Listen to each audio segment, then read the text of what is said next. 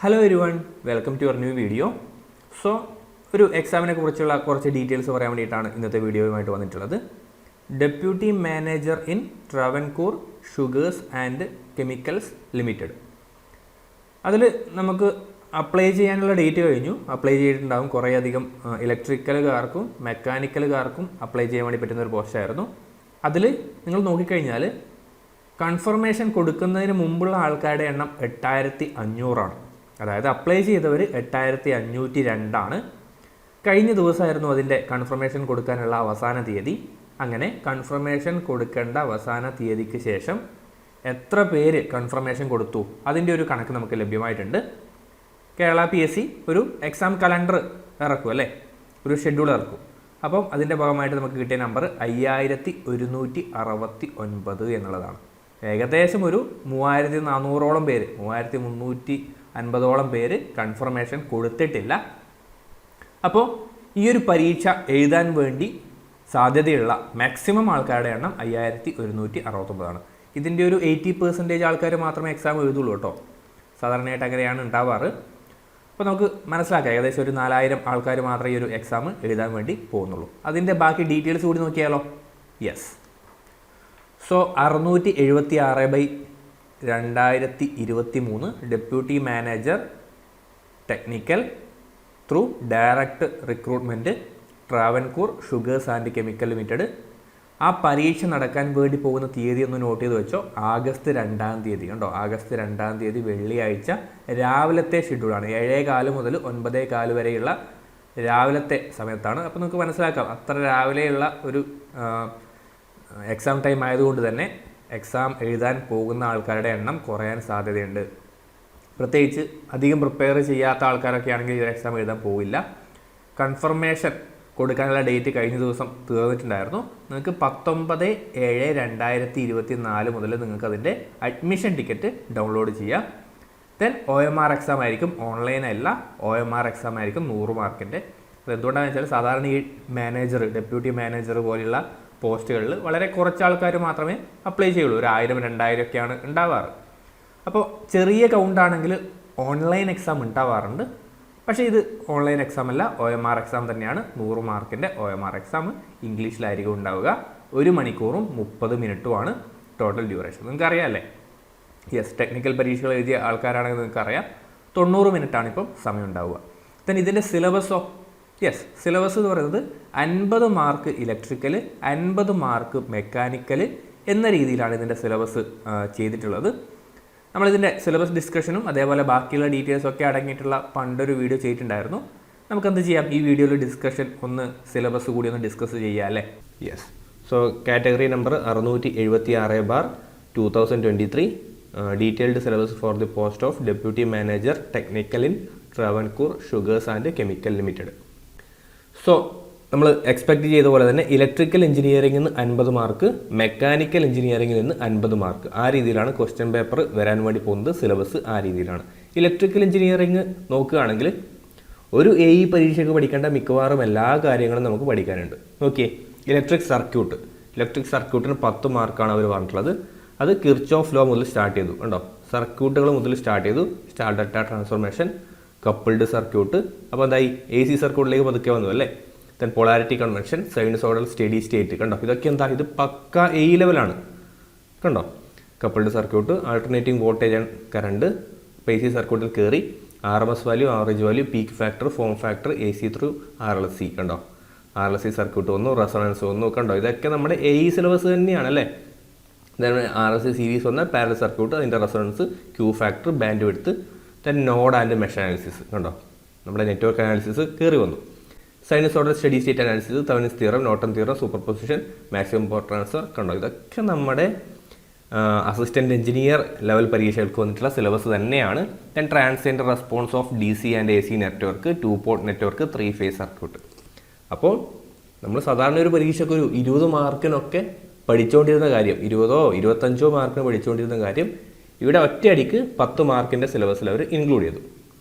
Then DC generator എന്ന് പറഞ്ഞു കൊടുത്തിട്ടുള്ളത് നമ്മുടെ കംപ്ലീറ്റ് മെഷീൻസിൻ്റെ പോർഷനാണ്. അത് ഞാൻ വീണ്ടും പറയുന്നില്ല. ഇത് സാധാരണയായിട്ട് ഒരു AE ലെവൽ എക്സാമിന് മെഷീൻസ് എന്ന് പറഞ്ഞു കൊടുക്കുന്ന മുഴുവൻ കാര്യങ്ങളുണ്ട്. കണ്ടോ, കൺസ്ട്രക്ഷൻ ഡീറ്റെയിൽസ് മുതൽ type of DC generator, EMFification, power stages, condition for maximum efficiency, DC motor, armature control അല്ലെ, സ്പീഡ് കൺട്രോളും എല്ലാം ഉണ്ട്. Maximum power transfer, condition for maximum efficiency, 3 phase transformer, ട്രാൻസ്ഫോമറിലേക്ക് കയറി സിംഗിൾ ഫേസും ഉണ്ട് 3 phase ഉണ്ട് അല്ലേ. ദെൻ അതിൻ്റെ ഓൾഡ് എഫിഷ്യൻസി ഒക്കെ വന്നു. ദെൻ ആൾട്ടർനേറ്റേഴ്സ് വന്നു, AC ജനറേറ്റേഴ്സ് വന്നു. ആൾട്ടർനേറ്റേഴ്സ് വരുമ്പോൾ തന്നെ AC മോട്ടോഴ്സും വേണ്ടി വരും.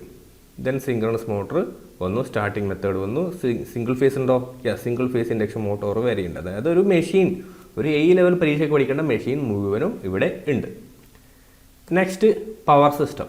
പവർ സിസ്റ്റം നോക്കിയാലോ, ഇതൊന്നുമില്ല. ഇത് ആക്ച്വലി നമ്മുടെ ഒരു അസിസ്റ്റൻറ്റ് എഞ്ചിനീയർ പരീക്ഷയുടെ അതേ സാധനം തന്നെയാണ്. Line parameter, resistance, inductance, capacitance, insulators, string efficiency, corona, circuit breakers, rating, SS6, relay type, per unit quantity, symmetrical component, symmetrical and unsymmetrical ഉണ്ടോ?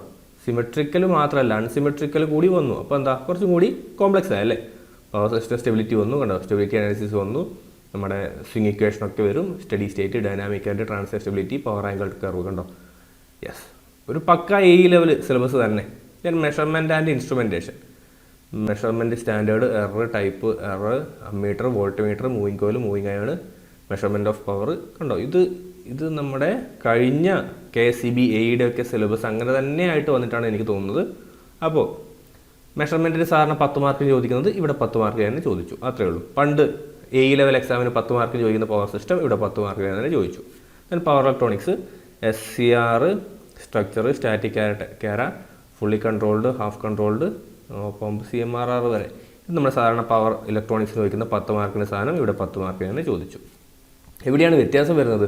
നമ്മുടെ ഈ ഇലക്ട്രിക് സർക്യൂട്ടിൻ്റെ അകത്ത് ഒരു 10 മാർക്ക്, ഒരു 20 മാർക്കിൻ്റെ കാര്യങ്ങളൊക്കെ ഏകദേശം വരുന്നുണ്ട് ഇലക്ട്രിക് സർക്യൂട്ട് എന്ന് പറഞ്ഞിട്ട്. ഏതൊക്കെയാണ് പിന്നെ ഒഴിവാകുന്നത്? നമ്മുടെ ഇലക്ട്രോസ്റ്റാറ്റിക് മാഗ്നറ്റിസം പോലെയുള്ള ഭാഗങ്ങളങ്ങ് ഒഴിവായി കിട്ടി. ദെൻ മൈക്രോ പ്രോസസ്സർ, അത്തരം കാര്യങ്ങൾ, ഡിജിറ്റൽ ഇലക്ട്രോണിക്സും അങ്ങ് ഒഴിവായി കിട്ടിയല്ലേ. ദെൻ അനലോഗ് ഇലക്ട്രോണിക്സിൻ്റെ അകത്തു നിന്നുള്ള പാർട്ടും കുറച്ചങ്ങ് ഒഴിവാക്കി. അത്തരം കാര്യങ്ങളൊക്കെ ഒഴിവാക്കുന്നുള്ളൂ. ബാക്കിയുള്ള മുഴുവൻ കാര്യങ്ങളും ഒരു AE എക്സാമിന് നിങ്ങൾ പ്രിപ്പയർ ചെയ്യുന്നുണ്ടെങ്കിൽ നിങ്ങൾ നിർബന്ധമായിട്ടും ഈ ഒരു പരീക്ഷ കൂടി എഴുതണം കേട്ടോ. കാരണം ഏകദേശം ഒരു 40 മുതൽ 50 മാർക്ക് വരെയുള്ള കാര്യങ്ങളൊക്കെ നിങ്ങളിവിടെ പഠിക്കുന്നുണ്ട്. അതുകൊണ്ട് നിർബന്ധമായിട്ടും കൺഫർമേഷൻ കൊടുക്കണം. തീർന്നില്ല, മെക്കാനിക്കൽ എഞ്ചിനീയറിങ്ങിൻ്റെ പോർഷൻസ് ഉണ്ട്. മെക്കാനിക്കൽ എഞ്ചിനീയറിങ്ങിൻ്റെ പോർഷൻസ് നോക്കുകയാണെങ്കിൽ ഒരു കടൽ തന്നെ ഉണ്ട് എന്നാണ് എനിക്ക് പറയാനുള്ളത്. നമ്മളിപ്പം സാധാരണ മെക്കാനിക്കലും ഇലക്ട്രോണിക്സും സിവിലും പോലെയുള്ള പേപ്പേഴ്സൊക്കെ എഴുതാറുണ്ടല്ലോ, എക്സാം എഴുതാറുണ്ടല്ലോ. അപ്പോൾ ചെറിയൊരു ഐഡിയ ഉണ്ടല്ലോ നമുക്ക് പോർഷൻസിനെ പറ്റിയിട്ട്. ഇലക്ട്രിക്കൽ കുറച്ച് ആയിട്ടാണ് അവർ കൊടുത്തിട്ടുള്ളതെങ്കിലും മെക്കാനിക്കൽ നിങ്ങൾ നോക്കി industrial management and industrial engineering എന്ന് പറഞ്ഞിട്ട് 10 മാർക്ക്. ഇതൊക്കെ മാനേജ്മെൻറ്റ് ടോപ്പിക്കാണ് കേട്ടോ. പ്രൊജക്റ്റ് മാനേജ്മെൻറ്റ്, CPM പെർട്ട്, ഇതൊക്കെ മാനേജ്മെൻറ്റ് പോർഷൻസ് ആണ്. Quantitative technical management, linear programming, LPP problem, then transportation problem, അതൊക്കെ വന്നിട്ടുണ്ട്. ദെൻ ഇൻവെൻട്രി മാനേജ്മെൻറ്റ്, ഇതൊക്കെ പക്ക മാനേജ്മെൻറ്റ് പേപ്പറാണ്. Quality control, XRP, 100PC, okay, control ചാർട്ടുകളെ കുറിച്ചാണ്. അപ്പോൾ ഇത് മുഴുവൻ 10 mark. Management and industrial engineering 10 mark. Then metallurgy and machine tool, വളരെ വളരെ വലിയ ഒരു ഏരിയ ആണ് 10 മാർക്കിനായിട്ട് കൊടുത്തിട്ടുള്ളത്. മെഷീൻസ് ആണ്, ഓക്കെ. മെഷീൻ ടൂൾസിനെ കുറിച്ചാണ്. ഇപ്പോൾ ടൂൾസ്, ലെയ്ത്ത്, ദെൻ നമ്മുടെ എന്താ പറയുക വെൽഡിങ്, അതൊക്കെ ഇവിടെ വരുന്നുണ്ടാവും. Okay, metal and alloy, structure of metal, crystal structure ഉണ്ടോ. ഇത് ബേസിക്സ് മുതൽ സ്റ്റാർട്ട് ചെയ്യുക, BCC FCC മുതൽ സ്റ്റാർട്ട് ചെയ്യാണ്. Then blast furnace, manufacturing of different material, cast iron, cupola furnace, type of steel വന്നു. ദെൻ ടെസ്റ്റിംഗ് ഓഫ് മെറ്റീരിയൽസ് വന്നു, thermal properties, creep, fatigue, stiffness, ductility, malleability, elasticity, plasticity, കണ്ടോ, ഇതൊക്കെ വന്നു. Then classification of measuring instrument, precision, non precision instrument, direct reading. Then ഇവിടുന്ന് കണ്ടോ, ഞാൻ നേരത്തെ പറഞ്ഞത് വെൽഡിങ് ഇവിടുന്ന് സ്റ്റാർട്ട് ചെയ്തു. കണ്ടോ, welding, selection of welding, electrode plating, gas welding, submerged arc welding, TIG welding, MIG welding, അതൊക്കെ വന്നു. അറ്റോമിക് ഹൈഡ്രജൻ, ഇതൊക്കെ നമ്മൾ പഠിക്കുന്നത് തന്നെയാണല്ലോ. ഇലക്ട്രിക്കലിലും നമ്മൾ ഈ കാര്യങ്ങളൊക്കെ പഠിക്കുന്നത് തന്നെയാണ്. ഡിഫറെൻറ്റ് ആപ്ലിക്കേഷനിൽ ഏത് വെൽഡിങ് യൂസ് ചെയ്യും, അങ്ങനെയൊക്കെ ചോദ്യങ്ങളൊക്കെ ചോദിക്കാറുണ്ട്. അപ്പോൾ അതൊക്കെ നിങ്ങൾക്ക് ചിലപ്പോൾ ഒന്ന് ഹെൽപ്ഫുൾ ആയിരിക്കും. Then causes and remedies of defect such as porosity, poor penetration, warping, okay.